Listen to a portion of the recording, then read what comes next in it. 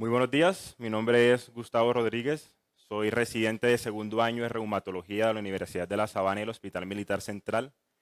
El caso que les traigo el día de hoy está titulado Del alcohol a la inflamación. Como reumatólogos escogemos esta especialidad porque queremos ser los Sherlocks de la medicina interna. Sin embargo, debemos conocer nuestros límites y saber cuándo pedir ayuda. Este es un caso que desconcertó a la mayoría de los servicios del Hospital Militar Central, incluyendo los servicios de medicina interna, reumatología, gastroenterología, patología e infectología. Se trata de un paciente masculino de 24 años, quien es natural residente y procedente de Bogotá, es estudiante de gastronomía y religión católica. El motivo de consulta es dolor articular y refiere a un cuadro clínico de 20 días de evolución que inicia con la aparición de unas lesiones nodulares y eritematosas y violáceas dolorosas de 1 a 1.5 centímetros de diámetro en la cara anterior de los miembros inferiores y una en miembro superior derecho. A los 10 días el cuadro evoluciona con la aparición de artritis de grandes y pequeñas articulaciones. Refiere principalmente a afección de ambas rodillas de predominio derecho, de tobillo y carpo derecho y de segunda y tercera y cuarta metacarpofalángicas derechas. El dolor fue tan importante que lo llevó a una limitación funcional completa para todas sus actividades de la vida diaria, motivo por el cual consulta. Tenemos unos antecedentes de pancreatitis crónica alcohólica, presentó 7 episodios en los últimos 4 años y antecedente de sinusitis. Tiene un consumo regular de alcohol, refiere 2 litros de aguardiente cada 8 días en los últimos 8 años y un consumo regular de tabaco con un IPA de 1.2 paquetes años. En antecedentes farmacológicos solo recibe enzimas pancreáticas, ha estado hospitalizado en múltiples ocasiones por los episodios de pancreatitis y solo ha recibido en quirúrgicos rinoplastia. A la revisión por sistemas destaca solo odinofagia, diaforesis y escalofríos y hasta el momento negaba haber presentado picos febriles. Se realiza el examen físico, signos vitales que se encuentran en principio normal, solo con discreta taquicardia. Al examen abdominal encontramos dolor a la palpación generalizada sin signos de irritación peritoneal. En la piel vemos los hallazgos que ya previamente se habían descrito en la enfermedad actual con las mismas características y en extremidades vemos inflamación y dolor de ambas rodillas de predominio derecho, de carpo y tobillo derecho y segunda y tercera metacarpofalángicas derecha. En ese momento es valorado por el Servicio de Medicina Interna al ingreso y quienes realizan exámenes generales donde vemos que resalta leucocitosis y neutrofilia con eosinofilia y trombocitosis, con discreta elevación de las enzimas hepáticas y con una marcada elevación de la proteína C reactiva y el lactato deshidrogenasa. En ese momento, en la valoración inicial por medicina interna, se plantean 3 diagnósticos diferenciales. Se habla de una probable artritis reumatoide, de artritis reactiva o de lupus eritematoso sistémico, y en consecuencia el Servicio de Medicina Interna inicia tratamiento con prednisolona y metotrexate. Sin embargo, en el tiempo de evolución no hay mejoría del componente articular y en el día 10 de hospitalización vemos cómo empieza a aparecer fiebre cuantificada en 39 grados centígrados. En este momento se reportan los exámenes de autoinmunidad, donde vemos unos ANAS negativos, ENAS negativos, ANCAS, antifosfolípidos y factor reumatoide negativo, y es donde entra en participación el servicio de reumatología y se plantea que en un paciente con fiebre de una causa no clara, con este componente articular y autoanticuerpos negativos, el diagnóstico diferencial de enfermedad de Still. Se solicita una ferritina, la cual se reporta positiva mayor de 2000 y se ajusta el tratamiento farmacológico ante la no respuesta y por el antecedente de alcoholismo, pues se cambia el metotrexate por azatioprina y se sube la dosis de prednisolona. No obstante, hasta este momento no teníamos la totalidad de los criterios de clasificación para hablar de enfermedad de Still. Se hace el seguimiento clínico con el tratamiento instaurado y al día 20 de hospitalización se cumplen los criterios de Yamaguchi para hablar de enfermedad de Still en cuanto a clasificación. Tenemos un paciente que tiene 3 criterios mayores: fiebre mayor de 39 grados centígrados, artralgias por más de 2 semanas y leucocitosis con neutrofilia, con 3 criterios menores dados por odinofagia, alteración de función hepática y ANAS y factor reumatoide negativo. Se continúa el tratamiento que se había planteado previamente. Afortunadamente el paciente tiene una resolución completa de las manifestaciones articulares y sistémicas y se da egreso con un plan de tratamiento para hacer desescalonamiento ambulatorio. Desafortunadamente, el paciente reconsulta a los 10 días de haber sido dado de alta con fiebre cuantificada en 40 grados centígrados y con aumento de la inflamación en ambas rodillas de predominio derecho, esta vez con marcados signos de inflamación local. Tenía eritema, calor y rubor de la rodilla derecha y también tenía compromiso del tobillo derecho y la segunda metacarpofalángica.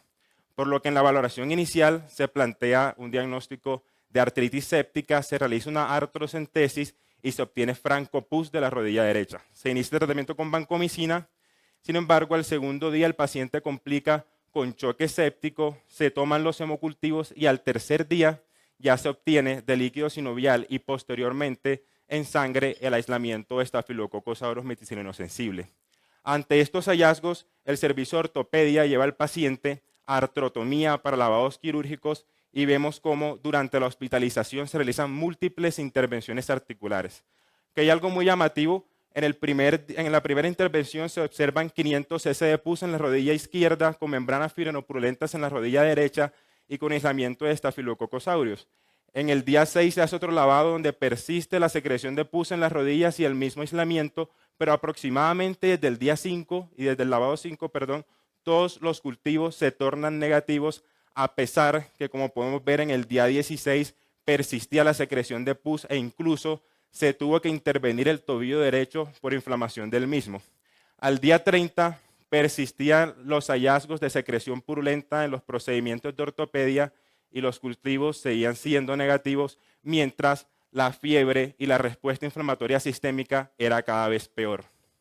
Sin tener una causa a lo que estaba sucediendo hasta el momento, el paciente presenta otra complicación muy importante. Se valora y se encuentra con edema y tumefacción de ambos muslos, por lo que se realiza esta resonancia magnética de extremidades, donde vemos unos hallazgos muy importantes. Vemos estas lesiones redondeadas hipointensas con un redondeado serpiginoso que corresponden a necrosis ósea, por lo visto en todas las secuencias. Vemos cómo en la secuencia de STIR se observa un aumento en intensidad en la médula ósea sugestivo de edema medular y vemos cómo encontramos estas colecciones musculares y subperiósticas en ambos muslos. En este momento se plantea que nuestro paciente podría estar cursando con abscesos musculares y con osteomielitis, por lo que es llevado nuevamente por el servicio de ortopedia e intervenciones quirúrgicas y miren lo que obtenemos del muslo. Esta secreción claramente purulenta que persiste a pesar de los múltiples lavados y que curiosamente también tenía cultivos negativos para microorganismos. Hasta este momento tenemos un paciente con artritis séptica, con respuesta inflamatoria sistémica, con osteomielitis y abscesos musculares en un antecedente de una enfermedad de Still en un paciente inmunosuprimido que no sabemos qué tiene. Empezamos a plantear diagnósticos diferenciales, se habrá un síndrome de activación de macrófago, el cual se descarta con estudios de médula ósea y pues con el H-score. Hablamos de infección por microorganismos atípicos que no sean fácilmente cultivables, se hace cultivo y PCR de músculo, de tejido articular y de hueso, también negativos. Se plantean inmunodeficiencias primarias y adquiridas de inicio del adulto, las cuales también se descartan con medición de inmunoglobulinas y con citometría. Y se plantea en junta una posibilidad de que fuera un foco pancreático teniendo en cuenta su antecedente, el que estuviera generando la persistencia en esta condición. Se hace una tomografía de abdomen donde vemos esta colección en la cabeza del páncreas adyacente a la vesícula biliar y que se plantea como un pseudoquiste pancreático. En ese momento se toman niveles de amilasa, los cuales se reportan en 17.000 en un paciente que en ese momento no tenía clínicas de pancreatitis ni de complicación pancreática. Ante esto nos vemos obligados a replantear todo el diagnóstico teniendo en cuenta el antecedente inicial de pancreatitis crónica en un paciente que complica con eritema nodoso, con fiebre de origen desconocido, con poliartritis aséptica, con hiperamilasemia, un pseudoquiste pancreático, con necrosis muscular y osteonecrosis, y no teníamos una condición hasta ese momento que cumpliera todos estos síntomas, pero se planteó el diagnóstico diferencial de un síndrome de pancreatitis, paniculitis y poliartritis. Se realiza esta biopsia de piel de las lesiones que veíamos. Vemos una dermis que en sus capas de epidermis, dermis papilar y reticular y anexo se encuentra conservada, pero avanzando a la hipodermis vemos cómo empieza a aparecer un infiltrado inflamatorio neutrofílico con necrosis. Vemos cómo hay infiltrado de neutrófilos, perdón, ¿me está pasando? Sí. Y vemos también cómo hay adipocitos o histiocitos cargados de grasa. Y en este otro corte vemos como hay un hallazgo característico, y es esta célula que era un adipocito que perdió su núcleo y reemplaza su contenido por fibrina que se tiñe en la hematocilina y que se conoce como un adipocito fantasma-like. Hallazgo que es patognomónico de una condición llamada paniculitis pancreática. Con lo anterior y esta histopatología, concluimos que nuestro paciente tiene una paniculitis pancreática secundaria, un pseudoquiste pancreático y una pancreatitis crónica alcohólica que complica con un síndrome de pancreatitis paniculitis poliartritis. La paniculitis pancreática es una condición muy rara, se ve en 1 al 3% de todas las patologías pancreáticas, donde cualquier patología pancreática la puede producir, pero principalmente son las pancreatitis y las neoplasias pancreáticas. El diagnóstico es difícil, en parte porque es raro y 2, porque la patología pancreática puede ser subclínica en hasta un 35% de los casos, donde las manifestaciones en piel y articulares van a ser las que nos lleven a hacer un diagnóstico. Afecta más a hombres que a mujeres, 3 a 1 si la etiología es pancreatitis y 7 a 1 si la etiología es neoplasia pancreática, y tiene una mortalidad elevada, que puede llegar al 100% en cáncer de páncreas o hasta el 50% si estamos ante un paciente con pancreatitis. Las manifestaciones clínicas principalmente son articulares y en piel. En piel vemos una lesión nodular y eritematosa que puede medir de 1 a 5 centímetros y que característicamente puede adquirir un color violáceo y tiende a ulcerar produciendo una secreción oleosa y tiene una distribución atípica. En articulaciones vemos dolor e inflamación que generalmente es poliarticular y simétrico y que afecta principalmente tobillos y seguidos de rodilla, pero que puede tener también cualquier distribución, y que cuando se encuentra presente hablamos de que el paciente con paniculitis pancreática tiene un síndrome completo de pancreatitis poliartritis paniculitis en este caso, y que es aproximadamente el 50% de todos los casos de paniculitis pancreática. Es una condición verdaderamente rara. Hasta el 2017 habían solo 148 casos reportados, de los cuales un tercio aproximadamente corresponden a un síndrome de pancreatitis paniculitis y poliartritis, y casualmente uno de los casos publicados se publicó acá en Colombia por el doctor Arbeláez y colaboradores en un paciente con un adenocarcinoma de páncreas que tuvo una evolución fatal y un síndrome similar a este.